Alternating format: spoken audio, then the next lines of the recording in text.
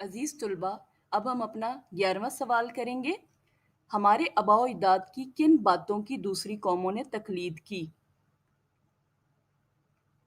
ہمارے آباء و اجداد نے تعمیر و ترقی میں بہت سے کارنامے انجام دیے، ذرائع آمد و رفت بنائے، کنویں کھدوائے، سرائیں بنوائیں، یعنی جہاں پر مسافر ٹھہرتے ہیں۔ دوسری قوموں نے ان کی تقلید کی، یعنی ہمارے آباء و اجداد نے جتنے ترقیاتی کام تھے وہ کیے، تو آج جتنے ہمیں ترقیاتی کام نظر آتے ہیں وہ سارے کے سارے دوسری قوموں نے اپنا لیے، اور لیکن اس کی بنیاد جو ہے وہ ہمارے آباء و اجداد نے، مسلمان آباء و اجداد نے رکھی تھی، جو دوسرے قومیں جتنی بھی ہیں آج اس کے اوپر کام کر رہی ہیں اور آگے ترقی کی طرف بڑھتی جا رہی ہیں۔ اس انتخاب میں ایک حدیث نبوی بیان ہوئی ہے، اسے نثر کی صورت میں لکھیں۔ اس انتخاب میں، اس نظم میں حدیث کون سی بیان ہوئی ہے؟ رسول صلی اللہ علیہ وآلہ وسلم نے فرمایا تھا، حکمت و دانائی مومن کی گم شدہ میراث ہے، یہ جہاں بھی ملے اسے اپنا لو۔ اب ہم تفصیلی سوالات پڑھیں گے۔ سوال نمبر 2 ہے، درج ذیل سوالات کے تفصیلی جوابات دیں۔ پہلا ہے، ہمارے آباء و اجداد نے اسلام کے سنہری دور میں مختلف علوم و فنون میں اپنی مہارت کا سکہ بٹھایا، یہ بات ہمیں کیا پیغام دے رہی ہے؟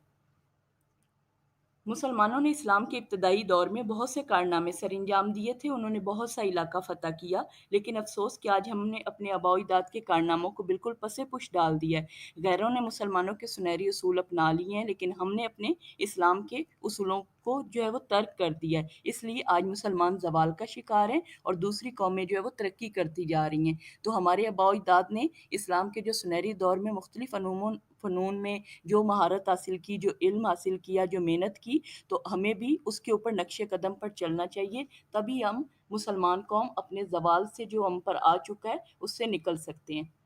آج دنیا میں کون سی قومیں آگے ہیں؟ ان کے آگے ہونے کی کیا وجہ ہے؟ آج کے دور میں مغرب کے کئی ممالک ترقی یافتہ ہیں، ان قوموں میں عیسائی اور یہودی شامل ہیں۔ ان لوگوں نے اسلام قبول نہیں کیا، لیکن اس کے باوجود اسلام کے بتائے ہوئے اصولوں پر وہ عمل کرتے ہیں، اور انہوں نے قرآن پاک کو جو ہے وہ کتاب کے طور پر وہ پڑھتے ہیں، اور قرآن پاک میں جو اصول ہیں وہ اس پر عمل کرتے ہیں۔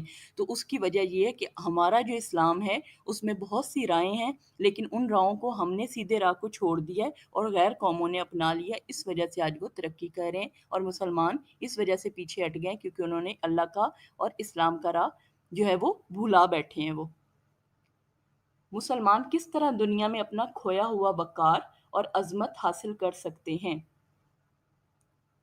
مسلمانوں کا ماضی بڑا تابناک اور درخشاں تھا، وہ قرآن مجید اور سنت نبی پر عمل کرتے تھے، اللہ تعالیٰ کے علاوہ کسی اور کا انہیں ڈر نہیں تھا۔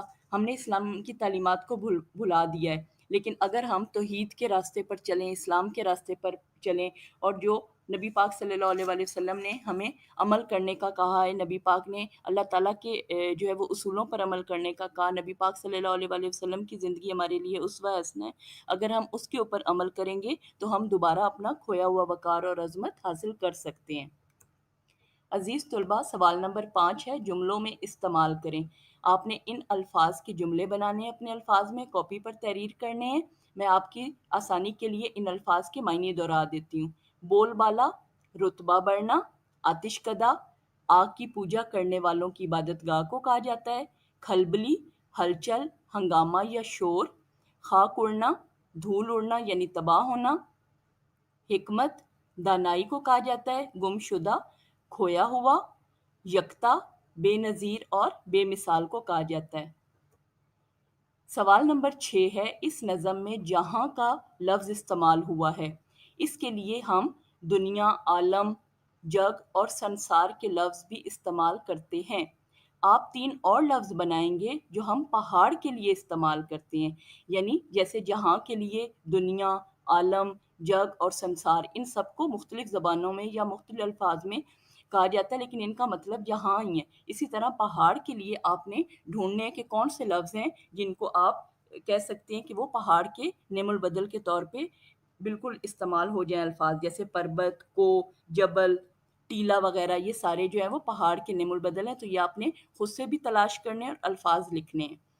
عزیز طلبہ، امید ہے کہ آپ کو مشقی سوالات اچھے طریقے سے سمجھ آ گئے ہوں گے۔ شکریہ۔